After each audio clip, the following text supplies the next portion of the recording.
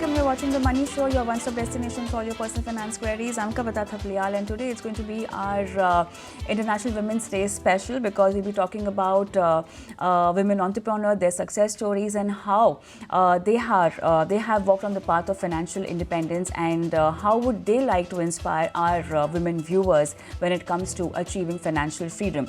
So let's begin the show, and we will also answer women investors portfolio queries. That's going to be a very special highlight on the show today. But then let's begin, and the first woman with whom we're going to chat, and we are going to know everything about her financial independence and her professional and personal growth. I have with me Dr. Tarang Gianchandani, CEO at Reliance Foundation Hospital and Group CEO Reliance Healthcare Initiatives. Dr. Tarang, good evening. Welcome to the show, and wish you a very happy International Women's Day.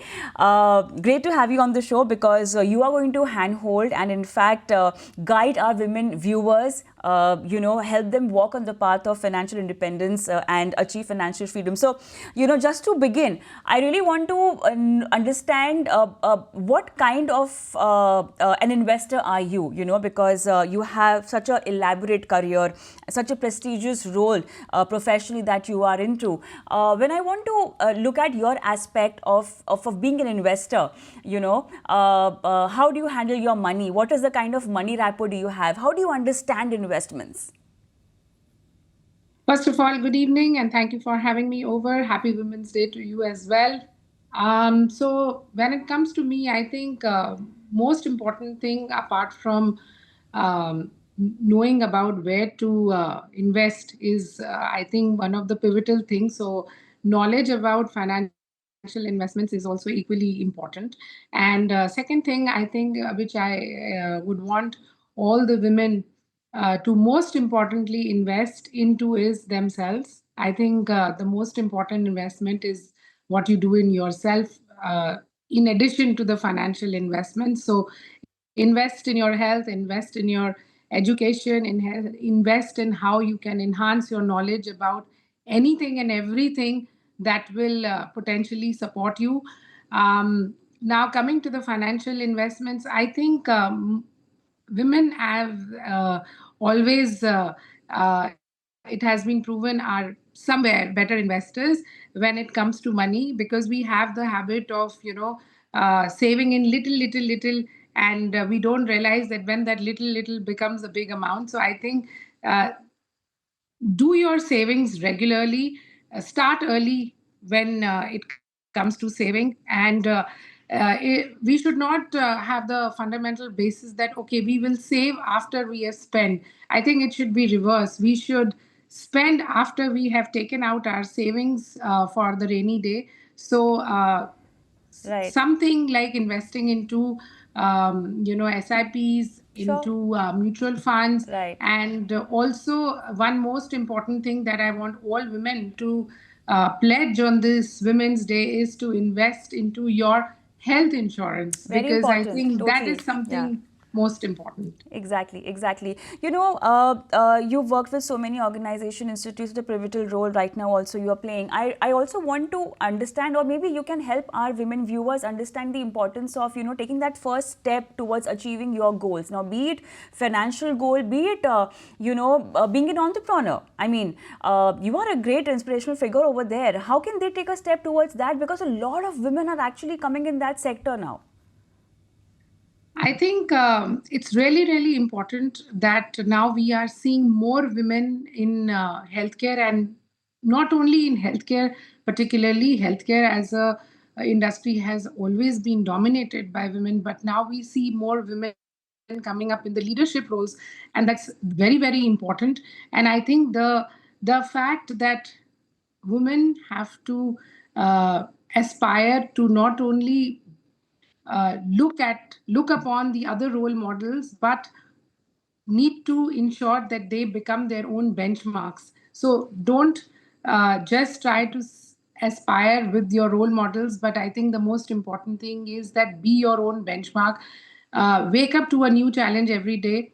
uh, uh, Pull up your socks, overcome the challenge, and then this leads from one step to the other of the growth. And I think one of the most important thing for women leaders is mentoring other Absolutely. women. It's Absolutely. not that you should be the only voice. You have to increase the voice of women in the room. Right. Dr. Tarang, who's been your role model then? Well, my role model has been our chairperson, Mrs. Oh, Neeta Ambani, sure. our chairperson of our Reliance Foundation, and I have, uh, uh, you know, um, I had always intended to work with her. Even when I was not in India, I was pursuing my education and doing my training in Singapore. And I used to always look back upon, and at that time, that point of time, she was shaping the Jamnagar township, and the fascination for her started then.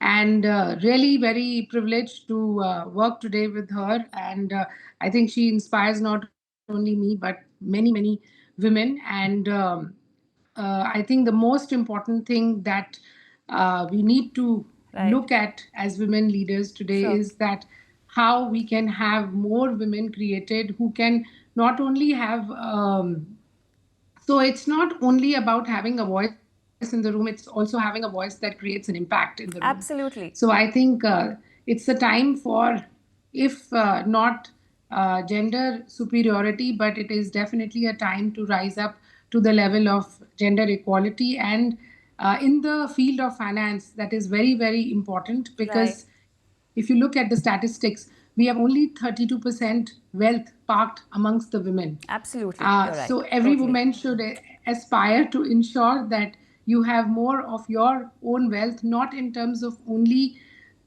earning, but in terms of also making the right choices and the right decision with the wealth that you own. Which is why voices like you matter, you know.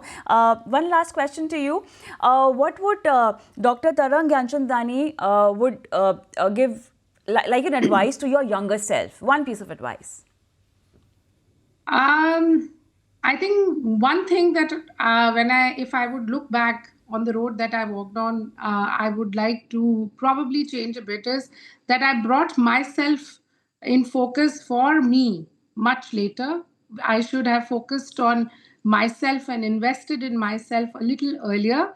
And I think that is an advice which I would like to give upon my young self is that look at yourself, look at your strength, look at your aspirations, um, not later but sooner, because the time has come. And I guess once you recognize your strengths, and you recognize what you can do, it's just a matter of time when the world also recognizes the same. Absolutely. Thank you so much, Dr. Tarang, for being there with us and being so inspiring and helping our women viewers to actually walk the right path. Thank you so much. Thank you. Thank you so much for having me over. Happy Women's Day again to Wish you the everyone. same. Wish you the same. Thank you. All right, let's move on. And now, another special guest I have with me is Neha Juneja, co-founder, CEO, India P2P. Neha, good evening. Welcome to the show and wish you a very happy International Women's Day. And let's begin with the message of women financial empowerment. Yeah, your message for our women viewers on this very special day. Although it's Women's Day every day, and we should celebrate ourselves every day. It's everyday phenomenal. Yeah, but what will be your message when it comes to women financial empowerment, Neha? So, thank you for having me, and a very happy Women's Day to all the viewers. I just want to make a very quick point about women's financial inclusion, which is that our nation's prosperity depends on women's financial inclusion and more women in the participating in the labor force.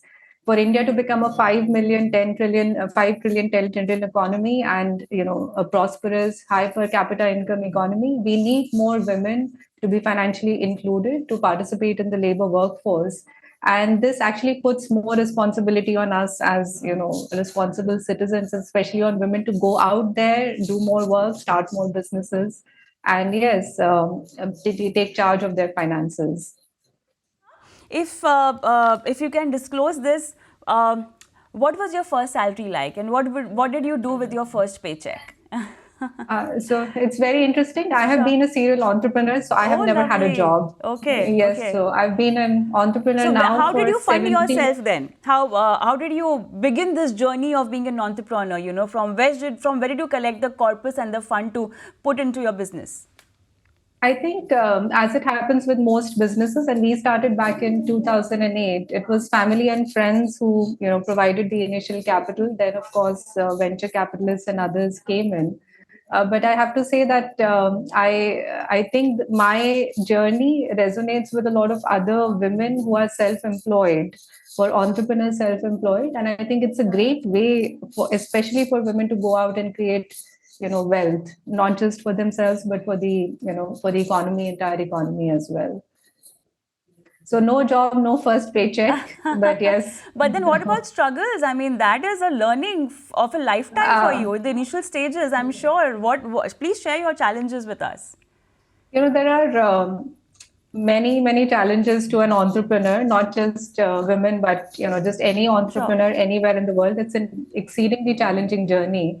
And one of the things that I want to highlight, because it's Women's Day and the messaging kind of has to be specific, is the fact that a lot of women get ignored when they start a business. It's usually seen as the fact that, okay, maybe this is a lifestyle business, this is not an ambitious enough business, or this entrepreneur might have some life challenges later on and not be as focused on the business. And if you look at the data of women owned enterprises, women's credit performance, etc., women are actually better investees on just about every metric, and yet we don't follow the data when it comes to women entrepreneurs. And that's a big challenge that I hope just speaking here addresses a little bit going forward. I also want to understand the way times have changed for women entrepreneurs. Set of challenges might differ, but then how, as a society, we've become more accepting and more willing to help them grow as well. So, if you could just point out the gaps which were earlier, have they been filled? Do we still have certain red flags when it comes to women taking an entrepreneurial journey on their own? So it's changed a lot.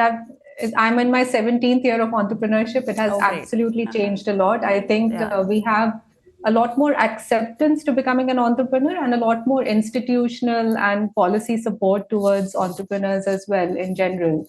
But I still think that there is a little bit of hesitation that a lot of women have towards growing a business, taking some big risks, etc. And there are some challenges, some of which we aim to address through through India P2P, is the fact that women don't get access to capital as easily. There are various studies, we have data that shows that for every 100 rupees that a woman saves in a bank, she gets half the amount of credit that a man does, everything else being equal. This is just, not following the data and ignoring women kind of at our own peril. So some of those challenges remain, but I have to say that if I was starting my journey today, it would be a much quicker start than what it was, back in 2008. All right. I think that will be all. Thank you so much for taking our time today for this conversation, Neha, and for being so inspiring for our viewers today. Thank you so much. Thank you. All right, on that note, let's take a quick break. But then Women's Day celebration is not yet over on the Money Show, because we'll be joined by Samisha, who will be sorting out women portfolio queries. And we are having a lot of women investor questions today on the show. So let's take a quick break, and post that, let's have Samisha do live financial planning of our women viewers.